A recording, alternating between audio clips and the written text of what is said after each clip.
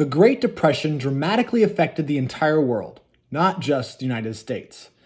The United States is associated with the Great Depression because the world economy was so reliant on the United States. Issues with the US's economy translated to worldwide effects. Canada's issues during the Great Depression were very similar to the United States, having massive unemployment, mass shortages, and a slow recovery. In the entirety of North America, the Great Depression followed the Roaring Twenties. The Roaring Twenties was a period after World War I had ended where the economy began to boom. This era was short-lived because consumers bought so many products on credit they could not pay most of it back. Furthermore, some people began investing in the stock market. Unfavorable business practices allowed people to buy stocks on credit too. Mixed with loan sharking and overall mismanagement of funds, the economy began to slowly bleed. At first, the powder keg was barely noticeable. The subtle signs were transformed to blaring sirens when on October 29, 1929, Black Tuesday marked the beginning of the Great Depression. Many people had begun to see the signs of the imminent economic depression. People ran to the banks to take out their money. The worst part was that everyone had this idea at once. A positive feedback loop developed where a small number of people panicked and withdrew their money.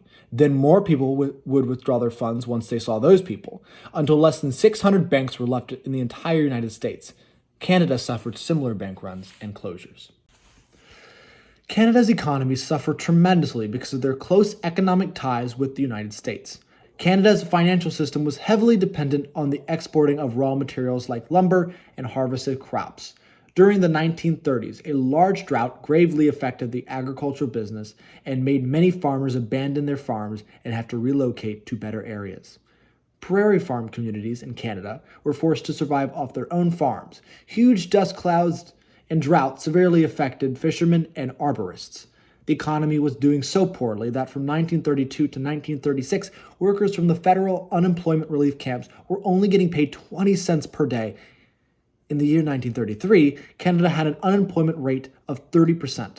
With time, the economy began to return to normal levels as the new government aid programs and agricultural laws were passed. These attempts at restoring the economy helped, but the start of World War II jump-started the Canadian economy in a way no government program could.